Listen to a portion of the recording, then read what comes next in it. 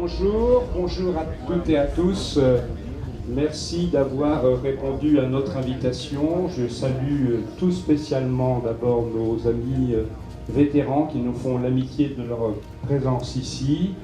Madame Susan Eisenhower, Madame Barbara Gavin, Madame Linnea et Chloé Gavin et les généraux commandants des 82e et 101e divisions, Monsieur le maire de Sainte-Mère-Église, qui devra nous quitter un petit peu rapidement parce qu'il y a quelques obligations de médias, de télévision.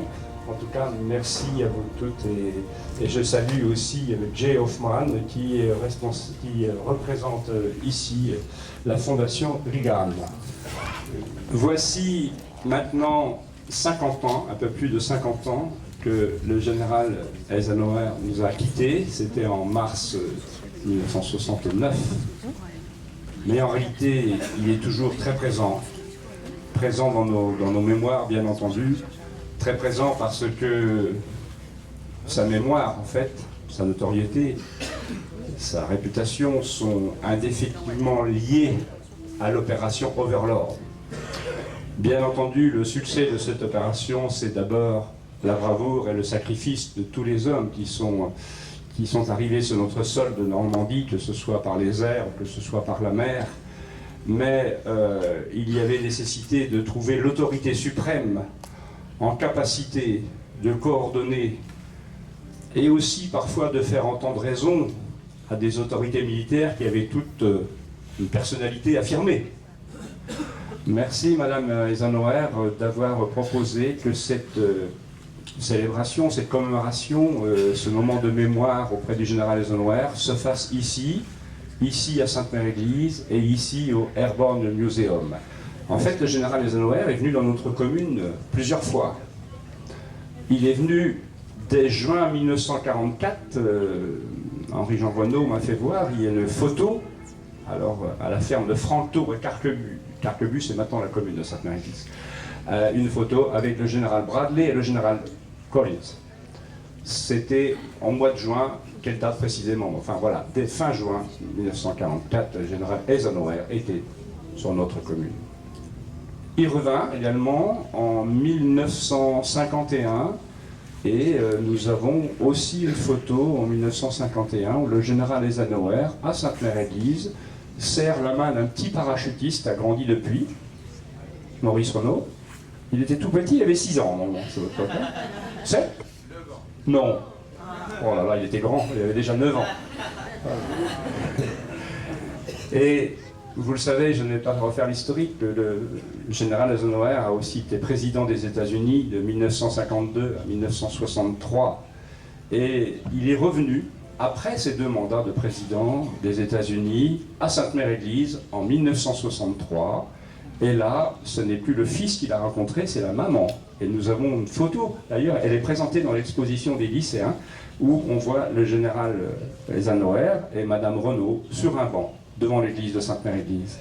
Donc vous l'avez compris, la mémoire du général Eisenhower va rester très longtemps dans nos esprits, dans nos cœurs, et je pense les plus jeunes générations aussi qui ont travaillé évidemment sur ce thème en garderont la mémoire. Mais enfin, on ne sait jamais, au cas où, ce qui est important, c'est de perpétuer cette mémoire, et quand c'est gravé dans la pierre, on peut penser que ça dure encore un petit peu plus longtemps. Nous avons en France des cathédrales depuis un millénaire, alors eh bien, nous souhaitons graver aussi le nom du général Eisenhower pour qu'il reste inscrit durablement ici à Sainte-Mère-Église. C'est la raison pour laquelle on va vous proposer de dévoiler cette plaque qui sera ensuite mise en place avec les autres. Alors, on ne peut pas le faire aujourd'hui parce que c'est un petit peu compliqué, mais voilà, elle trouvera sa place à côté des autres et à côté de ces hommes. Finalement, je crois que voilà, c'est aussi respecter sa mémoire que de le mettre à cet endroit. Voilà. C'est bon. Merci.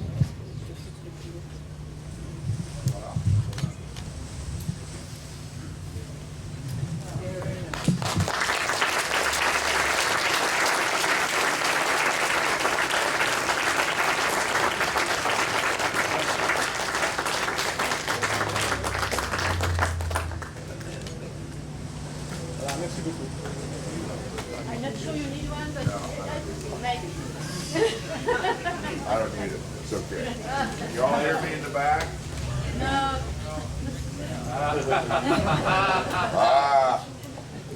Can you all hear me in the back? Okay. I apologize for my Alzheimer's cards, but I don't want to miss any points on this one. I think it's important we understand what sort of a person General Eisenhower was and why he was so revered by everybody. The greatest challenge our civilization faced was resolved on the 6th of June, 1944. Dwight Eisenhower was responsible for creating that force, forging it and leading it ashore to beat Germany and restore liberty to Europe. He proved to be the extraordinarily competent, worthy of the lead.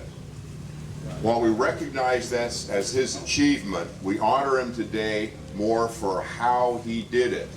If he were here today, he would also correct my pronoun and say how we did it. And that made all the difference, and it is the greater truth and honor to the nature of his personality and his leadership.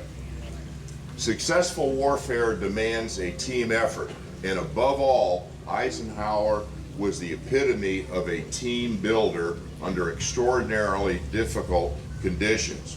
He had to command and inspire 3.5 million men from 27 nations with a wide panoply of difficult personalities. He did this to make a single focused team that could succeed on the field of battle in a highly risky venture, which was the Normandy invasion. The magnitude of the decision carried with it a responsibility of personally on him for the success of the operation. He knew full well that if he did not succeed, if we did not succeed, that civilization would be a vastly different place, and that he would bear the responsibility for that failure. He made the only decision that really counted on D-Day, which was go. As the rain descended on the building that he was at, he recognized full well the responsibility to which he was in charge. Of the million men that were waiting to come ashore in Normandy, he had in front of them over 150,000 men that would make the initial assault, airborne and seaborne forces. He carried with him the knowledge that most of those people would be in very difficult situations, and ultimately many of them would remain on French soil. Our civilization held its breath and waited for him to make the comment of go. With that, all of the Allied nations' requirements, sensibilities, necessities, and fate rested on this one man making that one decision, which is why we are here today. The path that led to that decision would have taxed the most patient of saints and the most competent of generals. To make a team, he had extremely divergent personalities. They ranged all the way from George Marshall, his mentor, to FDR, to Churchill, to Patton, and most often to General Montgomery. Yet he was able to forge these people together. He never forgot that his principal purpose was to build a team. And it was not to be personality, but it was to be the team that did it from those 27 nations. And he, among his greatest achievements, was able to, in fact, build and weld that team.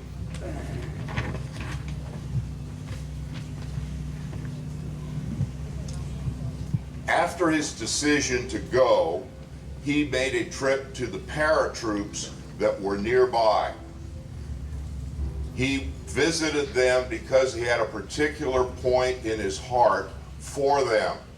Before the operation, many of his senior generals suggested and in fact strongly recommended that the airborne forces not be used, that they would be slaughtered in place.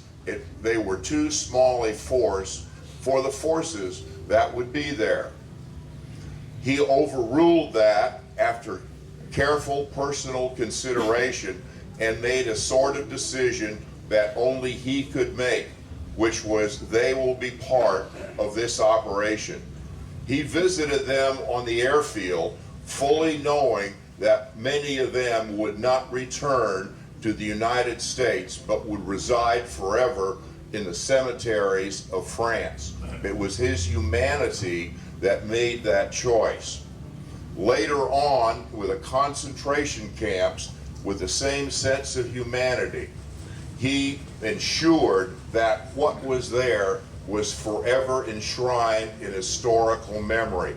He brought in the media and the press and showed the world what his team had saved the rest of the world from.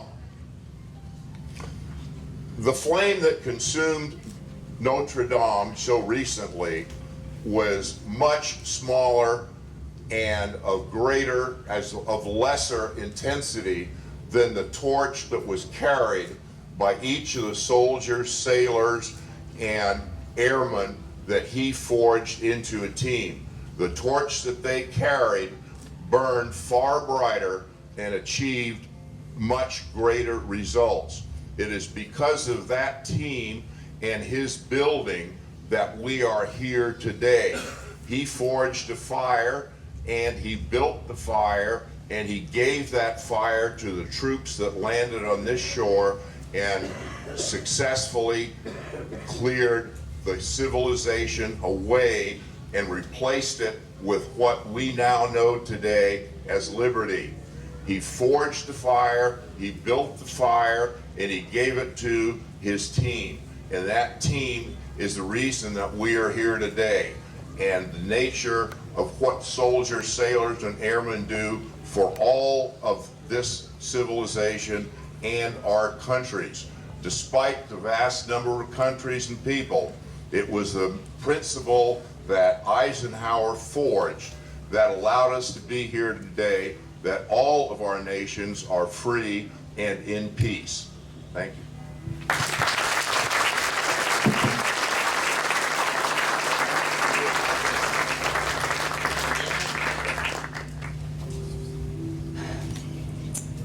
I just want to offer my heartfelt thanks for this wonderful ceremony today and to underscore a few things that were said.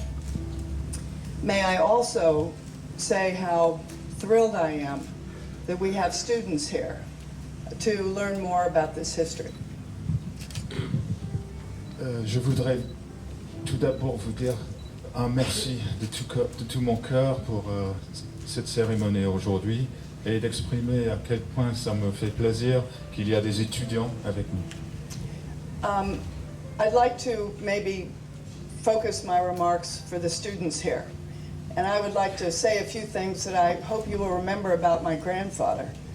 If you read his speeches, both during the war and during his presidency, he always mentions grandchildren.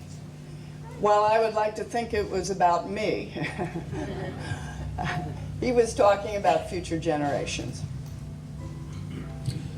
Et je voudrais d'abord m'adresser aux étudiants qui sont ici présents.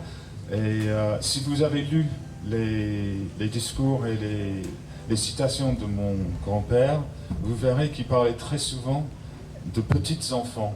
Et bien que Suzanne aimerait croire que c'était de elle qu'il parlait, il parlait évidemment de toutes les générations à venir. So, for those of you who live in this area, I want you to know about the importance of that airborne decision. Donc, vous qui habitez ici, je voudrais que vous sachiez justement l'importance de cette décision airborne.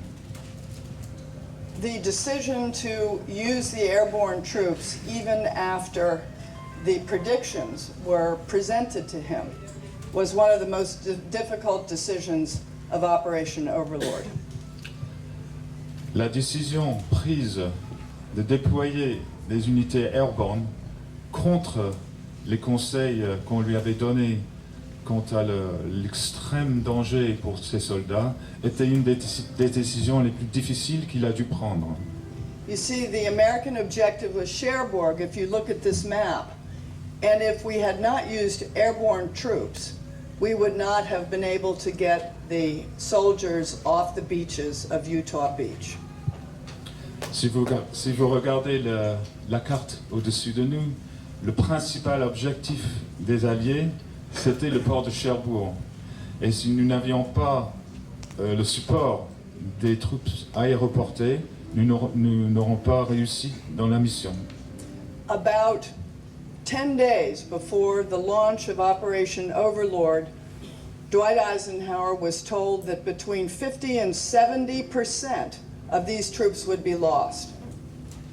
10 jours avant le jour J, on a informé Dwight Eisenhower qu'entre 50 et 70% des soldats airborne seront tués.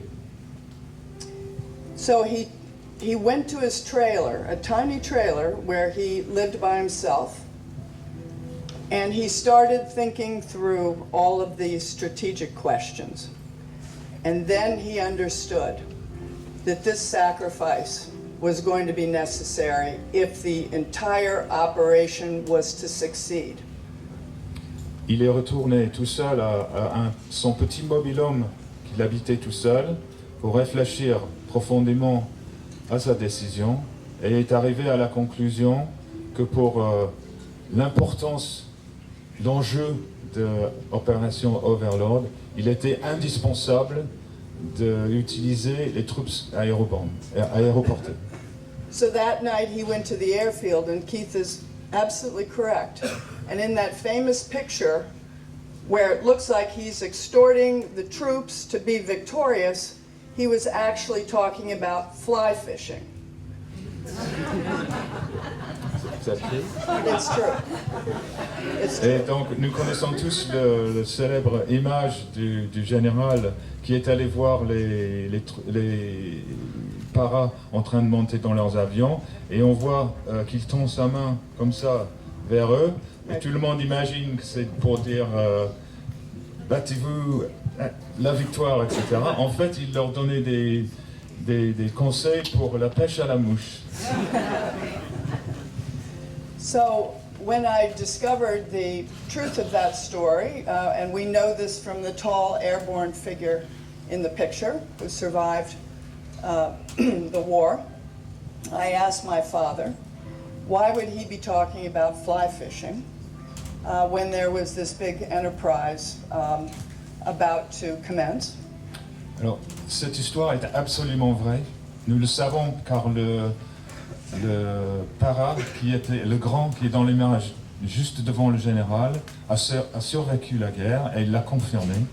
Et donc Suzanne plus tard a demandé à son grand-père pourquoi tu leur parlais de pêche à la mouche. And my father said, those airborne troops knew what their job was and they knew what they were going to do. Your grandfather, he said, wanted to remind them of what they had to live for. Okay, en fait, c'était pas à son grand-père qu'elle avait parlé, c'était à son père, mais il lui a répondu en tout cas, les soldats savaient parfaitement ce qu'ils avaient à faire. Mais moi, je voulais leur parler de pourquoi ils le faisaient et ce qu'ils leur attendaient au retour. And so, as we know, the casualties were nothing like what had been predicted. They were a fraction, a small fraction, of the number that had been given to him. And why was that? Because he had confidence in the commanders that were commanding those troops. And I am so honored to be here with the Gavin sisters. Really, it's a remarkable legacy you have. And I'm very proud to be here in St. Mary-Église. Okay. Alors, je suis très fier d'être ici à Sainte-Mère-Église. Je sais que les officiers qui ont mené ces hommes étaient d'une qualité extraordinaire et que les en fait, les pertes, grâce à leurs actions, étaient beaucoup moins que ce qui avait été prévu. Et comme vous le voyez, Suzanne est extrêmement émue d'être ici en compagnie de la famille Gavin, et elle est en admiration totale de leur père, le général Gavin, et de ce qu'il a pu faire. And so let me go back to the students here. I'm very proud to say that in May of this coming year, the Eisenhower Memorial will be dedicated on the Mall in Washington, D.C. Elle était également très fière d'annoncer qu'un mémorial Eisenhower va être érigé à Washington cette année.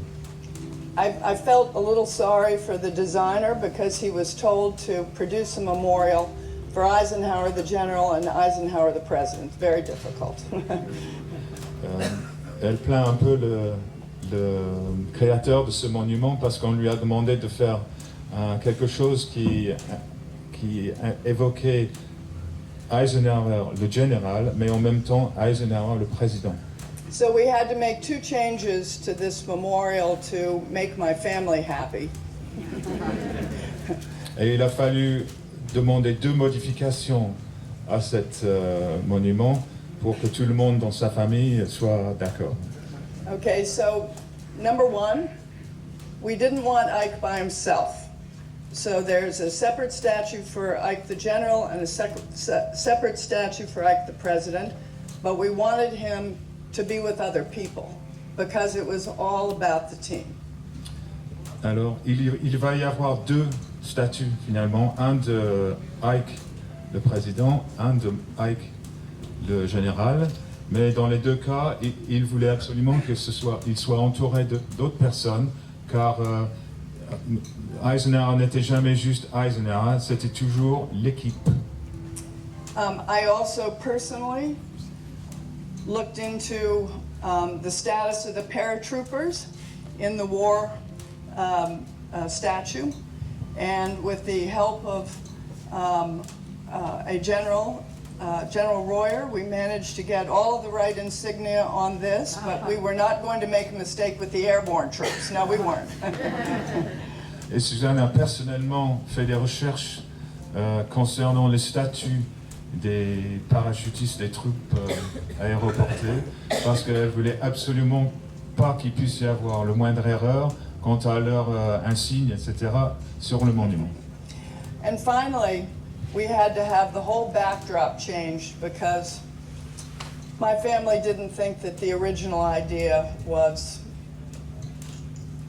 fully described the importance of his contribution.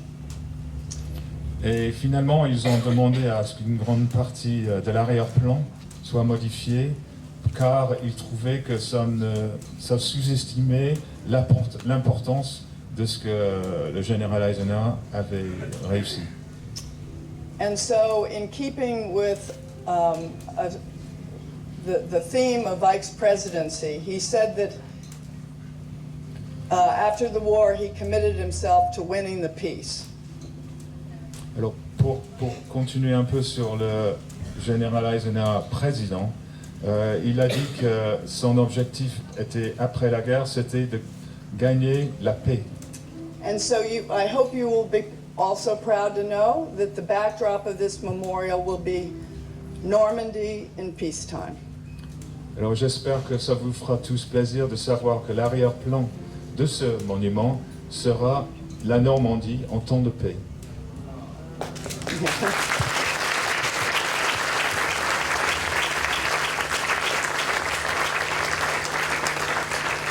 So I want to thank you from the bottom of my heart for this wonderful commemoration today. 50 years ago, I can't believe 50 years has gone by. I can't believe I was there when he died, and I can't believe that I'm here in France marking this. I want you to know that one of the most moving things that ever happened in my childhood was to see President Charles de Gaulle come to the Eisenhower funeral wearing his military uniform. Alors, merci du fond du cœur Je ne peux pas vous dire à quel point je suis content d'être avec vous. Et je voudrais, même après ces 50 années, que j'ai du mal à croire que c'est déjà 50 années, j'étais avec mon grand-père quand il est décédé. Et je voudrais que vous sachiez qu'une des choses qui m'a touché le plus de toute ma vie, c'était de voir la présence du général de Gaulle dans son uniforme militaire aux funérailles de mon grand-père.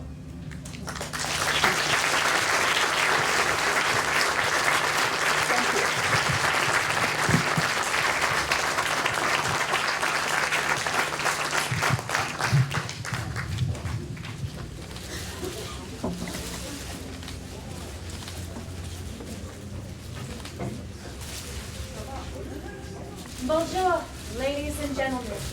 First, I'd like to say what an incredible honor it is to be singing for you here this morning. Today, we're here to celebrate the great man, leader, president, and most importantly, soldier that General Eisenhower was. So, we'd like to dedicate you to his granddaughter.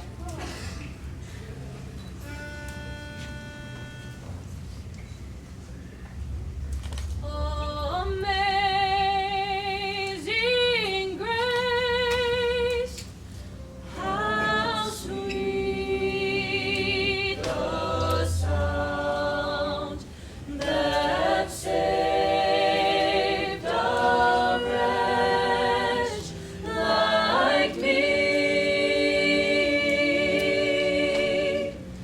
I once was lost, but now I'm found. Was blind, but now I see. When we've been there 10,000 years,